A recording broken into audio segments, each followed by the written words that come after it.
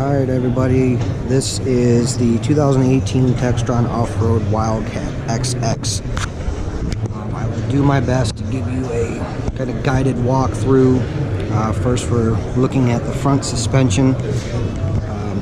So you can tell right away the thickness of the A-arms, bigger than the competition all the way around. I mean, there's no question about that. They even have a display here at the Vegas show showing the competition, the Razor and the X3, and how much larger the A-arms are. The next most important thing you'll see up here in the front suspension is the double shear mounting versus the single shear. You're adding strength, and something that you'll hear over and over and over again is durability. For all you current Wildcat X owners, one thing you'll be very happy to see: the slide steering is gone. It is no more.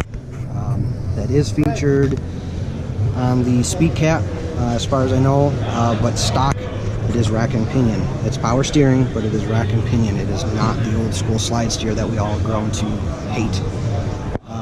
One thing that some people have pointed out are the smaller tie rods and the front mount location.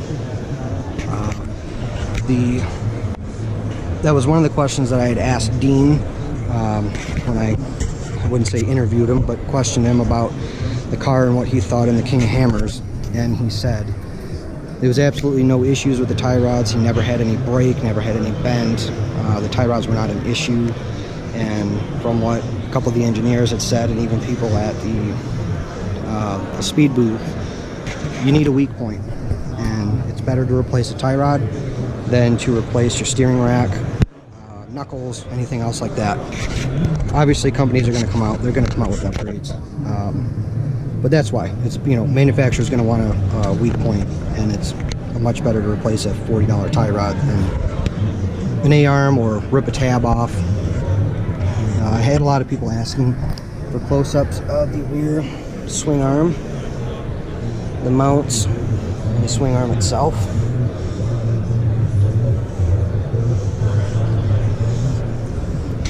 And yes, those are King shocks, Fox shocks, front and rear.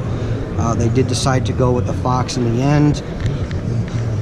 It came down to marketing, focus groups, and just an all-around name recognition. The Foxes are, on the consumer level, a lot more known than the Kings. I mean, us people who are really into this sport, really into off-roading, know that the King is a better shock.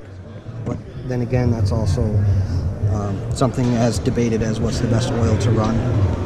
As you can see, these are the CST Behemoth tires. They are 30 by 10 on a 15-inch wheel. The wheel is a KMC wheel. What I like about this car is that they finally went and had all the wheels and tires the same size, front and rear. That makes carrying a spare easier, and I think it just makes the car look so much better. The next feature that I really like is the toolless belt cover. And again, for you XX owners, look at that. It is possible to do a trail side belt change and not have to disassemble half of the damn car. There's no tools, there's clips.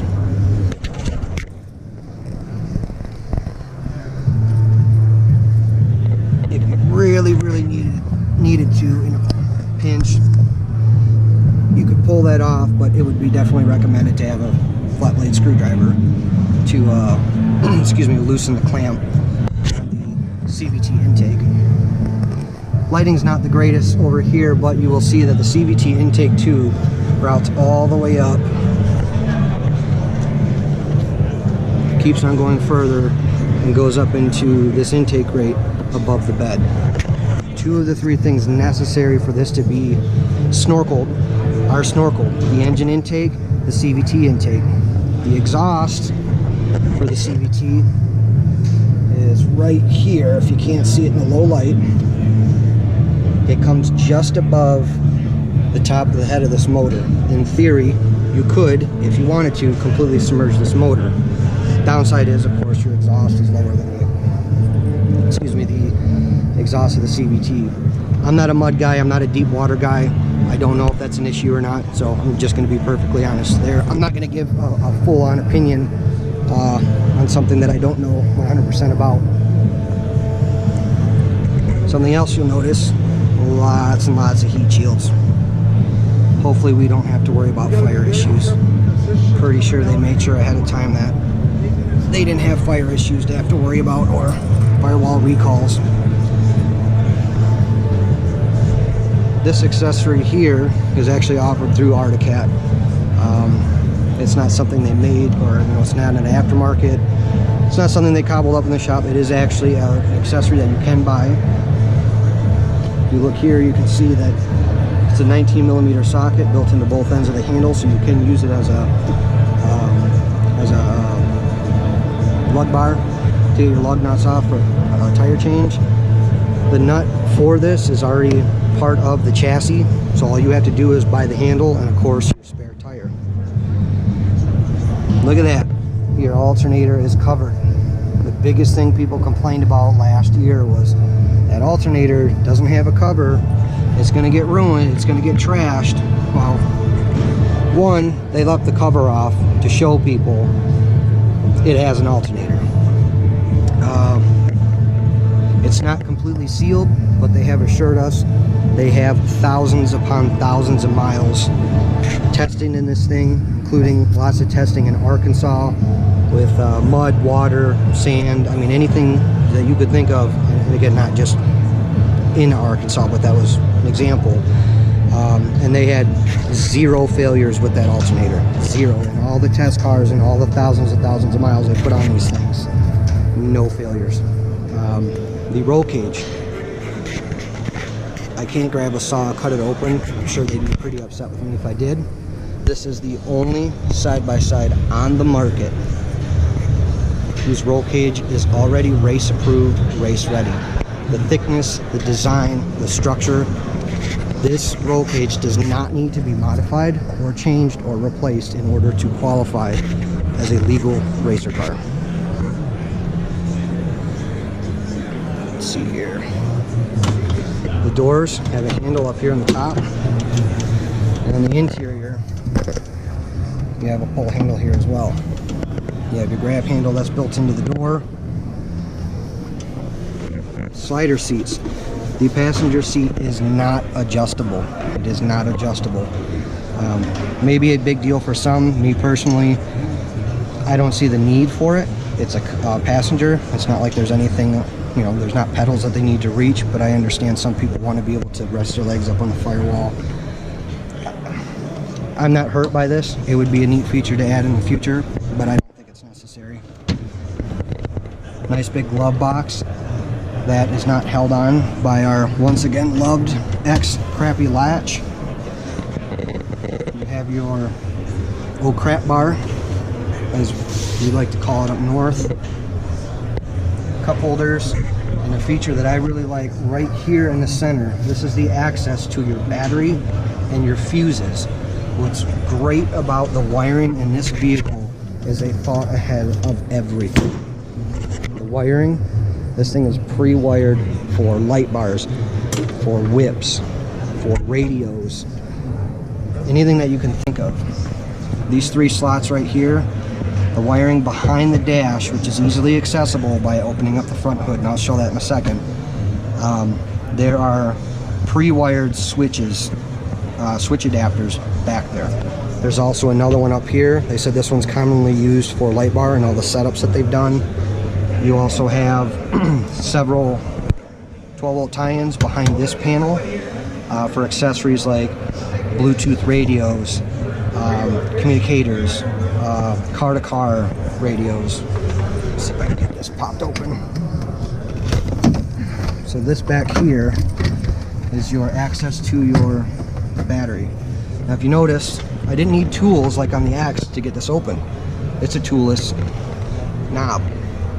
The battery is right there, easily accessible. All your fuses for the car, again, right there, readily accessible. You also have 2 accessory plugs right here. One of them is ignition controlled, and the other one I believe is switch controlled. ECU, and that's it back there. going to be a jerk and not put that in, because it'll take me half this video to do it. The steering column and the gauge cluster are attached. When you move the steering wheel, the gauge cluster goes up with it. I think that's a fantastic feature. It makes the visibility of the gauges so much better than a fixed position. Now obviously if the gauges were center mounted, you wouldn't have to worry about that. I personally don't like the center mounted gauges.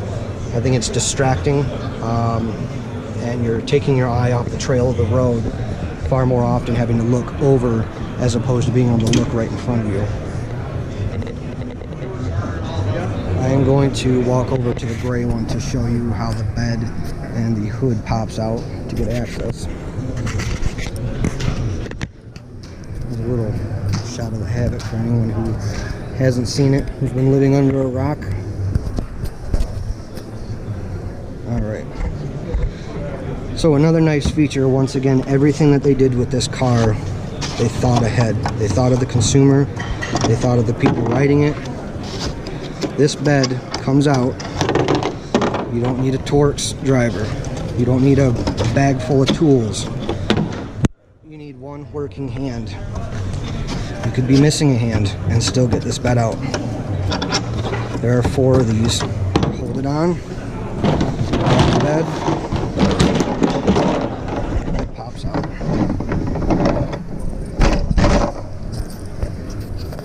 Access, access, access. So I wanted to ask, what is that keg looking can? That right there is your oil reservoir. This is a dry sump motor. You're not putting oil directly into the motor. You're putting the oil into that reservoir. Next is your airbox.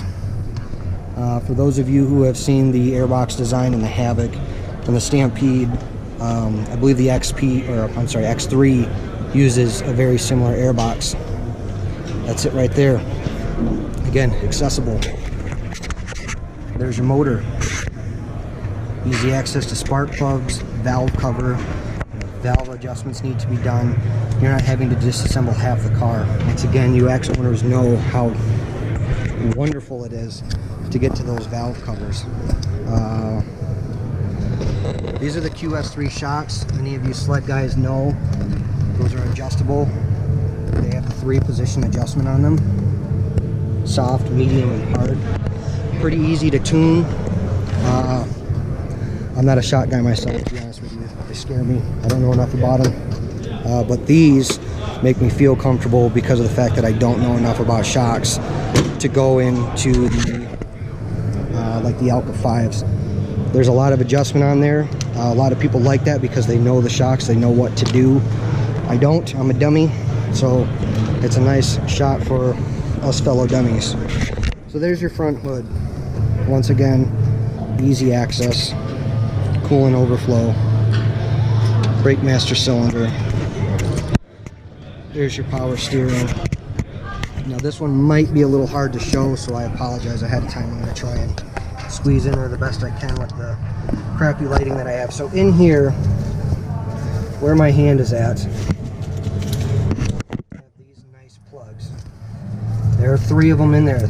These are pre-wired 4 switches. Now, that's a pretty common layout for the switches that I know a lot of you guys like to use. You know, it's not the basic old school up and down toggle switch. These are the nice paddle switches, the backlight switches. You also have wiring for accessories. They have several accessory plugs down here. I really can't say enough, and I know I'm a cat dealer. I'm going to say nice things about it because I sell them, but I'm a fan first of the sport. I'm a rider, and I'm really a dealer second. And I love this car. I love what they did with it. I love the fact that they thought about just about everything they could have.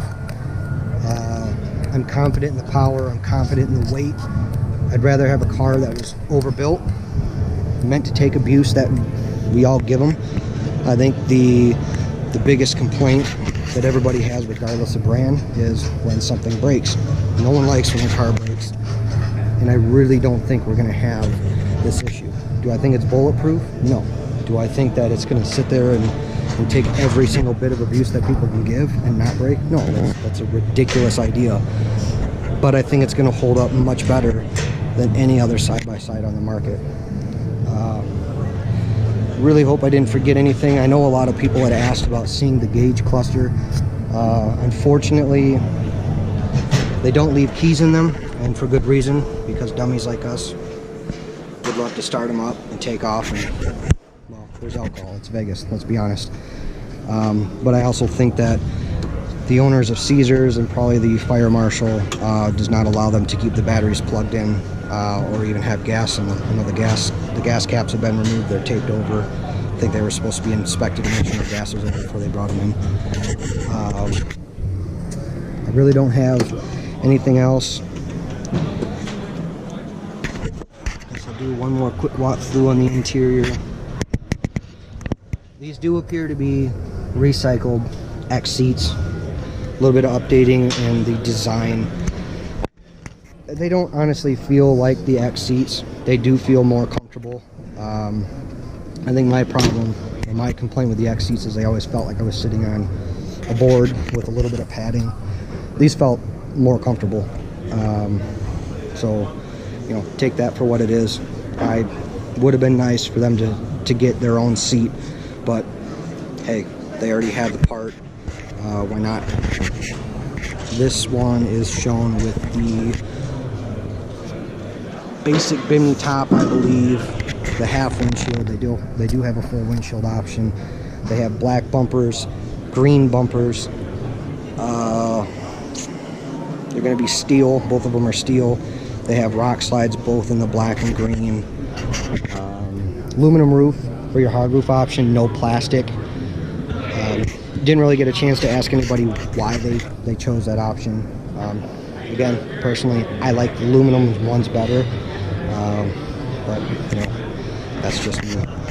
So here's the Wildcat XX. Sorry I droned on. Hopefully that was some good information to get you guys excited for the machine. We were told that in about 2 weeks, there's 2 weeks or less, they're supposed to start production. Dealers should start seeing them in March, beginning of April, depending on region. So I'm very excited. I hope you all are excited. This is definitely a model and a machine that can compete against the big OEMs, regardless of weight, regardless of horsepower. I mean, let's be honest, highest horsepower NA car on the market. 5 horsepower more than the base X3 turbo. Does everybody need a turbo? No. The turbo is actually the smallest market of this industry. They sell the least amount of cars.